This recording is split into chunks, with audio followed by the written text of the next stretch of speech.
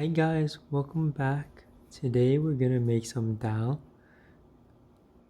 I completely forgot to hit record after I chopped up everything, but I used about 2 or 3 cups of dal, 1 pepper, but it's optional, it's more for taste, 2 or 3 garlic, and you need a couple spices like geera, which is cumin, turmeric, and some salt.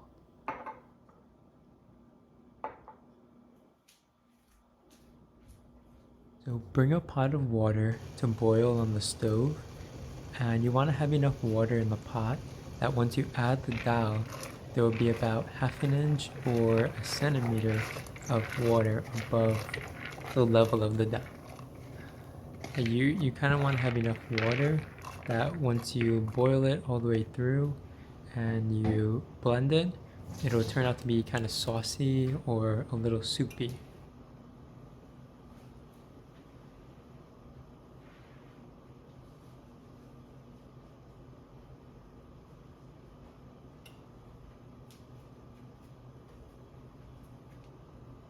Once the pot returns to a boil, turn the heat down to a medium to very high and add in your garlic and your pepper.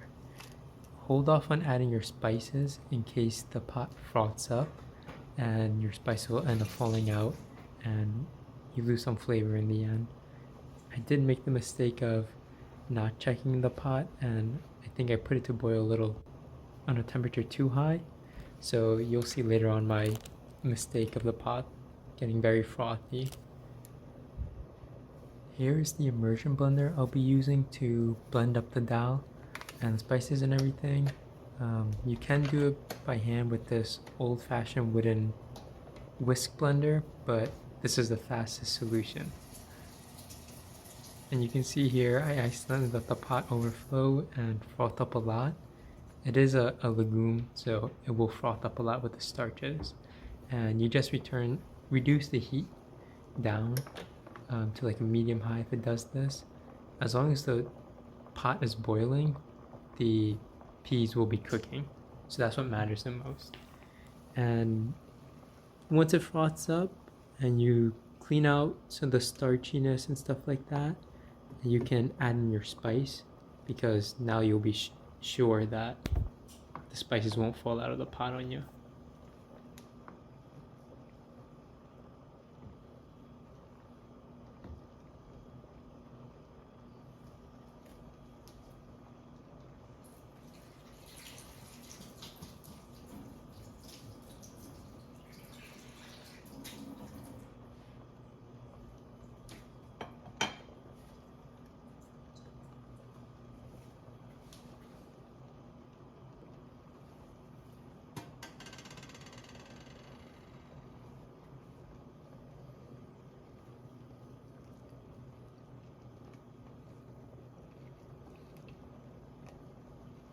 Along with every so often stirring the pot to make sure it doesn't stick to the bottom, also check the dal to see if it's soft enough yet. You want it soft. The softer the better, but don't get it too mushy, just because it might gum up the immersion blender. And once you feel confident, you can add in your spice. I did about a teaspoon of geera, and I also did roughly 2, maybe 3 teaspoons of turmeric. I didn't really measure it, I just went with vibe this time.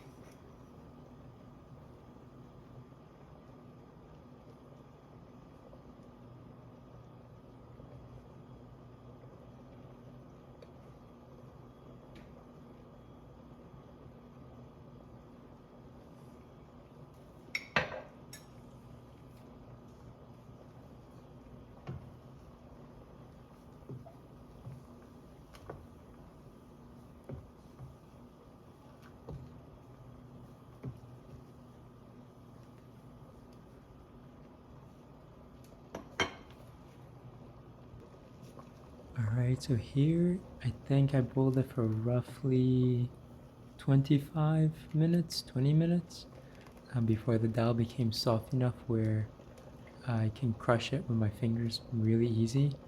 You want it to be able to crush to like smooth pasty-ish. If it crumbles, into hard little pieces, then it's not ready. You have to keep boiling it. And you can also test using like the back of a spoon, just smush it against the walls of the pot. And if it smushes easy, then you're ready to start blending.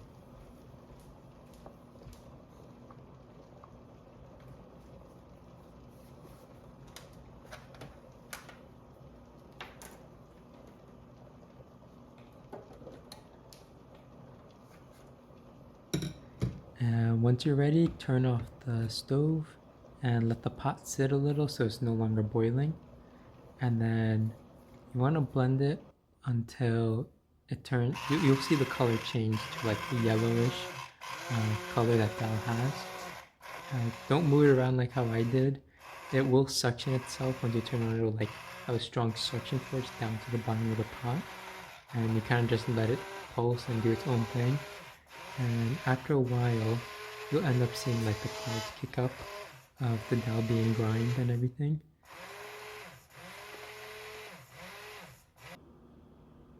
And you can see here, it's just about finished.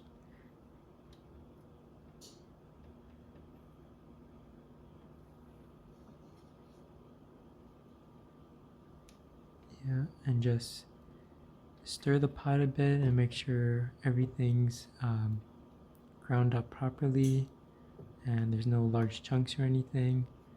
Sometimes when you're blending it, stop blending, lift up the end and see if anything's clogging the little holes. If it is, then just like shake it off a bit and then continue blending again. And it's a really easy recipe.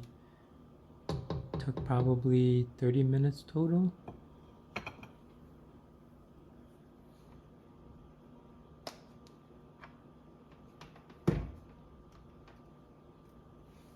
So now you can add your salt for taste, and I think I put roughly a teaspoon, maybe 2, and just mix it up, stir it up, and let it sit for probably a minute on the stove, and you'll be ready to eat your dhal with some rice.